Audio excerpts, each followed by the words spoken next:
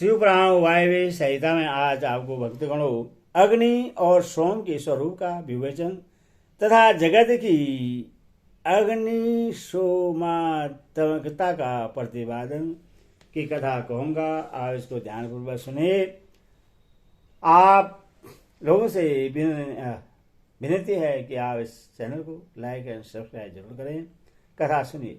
ऋषि ने पूछा, प्रभु पार्वती देवी का समाधान करती हुई महादेव जी ने यह बात क्यों कही कि संपूर्ण विश्व अग्नि सोमात्मक एवं वागार्थमक है।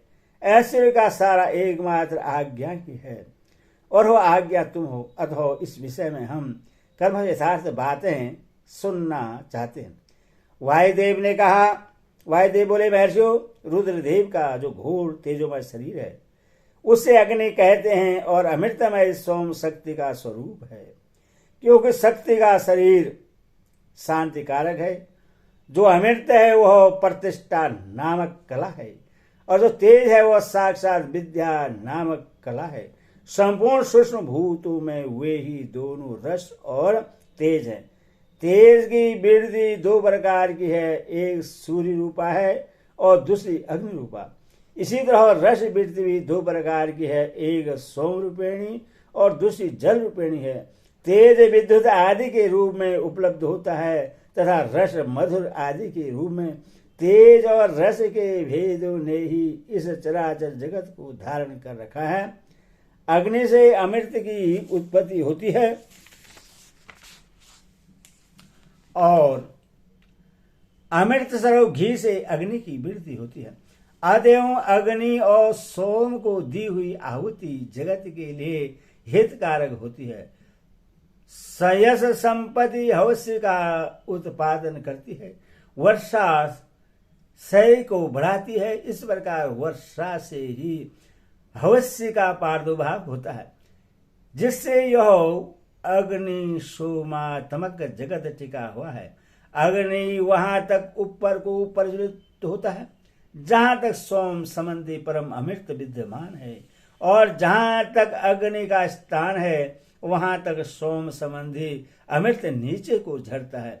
इसीलिए कालाग्नि नीचे है और शक्ति ऊपर है। जहां तक अग्नि है उसकी गति ऊपर की ओर है, और जो जल का आप्लावन है उसकी गति नीचे की ओर है। आधार शक्ति ने ही उस ऊर्ध्वगामी कालाग्नि को धारण कर रखा है तथा निम्नगामी सोम शिव शक्ति के आधार पर प्रतिष्ठित है। शिव ऊपर है और शक्ति नीचे तथा शक्ति ऊपर है, शिव नीचे। इस प्रकार शिव और शक्ति ने यहाँ सब कुछ व्याप्त कर रखा है। बारंबार अग्नि द्वारा जलाया हुआ जगत भस्मसात हो जाता है। यह अग्नि का बीज है।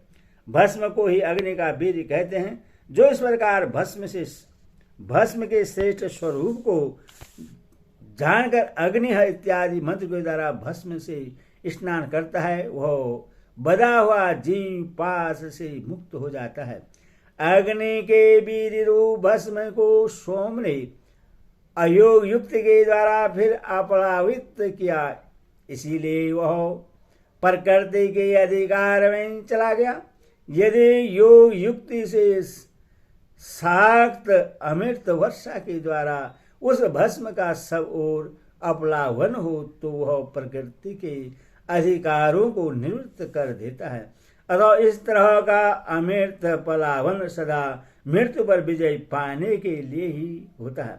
शिवाग्नि के साथ शक्ति संबंधी अमृत का स्पर्श होने पर जिसने अमृत का अवलावन प्राप्त कर लिया उसकी मृत्यु कैसे हो सकती है। जो अग्नि के इस गुहा स्वरूप को तथा पूर्वोक्त अमृत पलावन को ठीक ठीक जानता है, वह अग्नि सोमात्मक जगत को त्याग कर फिर यहाँ जन्म नहीं लेता।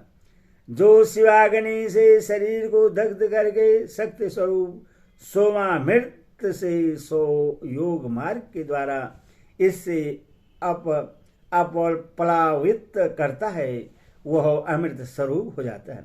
इसी अभिप्राय को हृदय में धारण करके महादेव जी ने इस संपूर्ण जगत को अग्नि सोमात्मक कहा है, उनका वह कथन सर्वदा उचित है। ओम नमः शिवाय।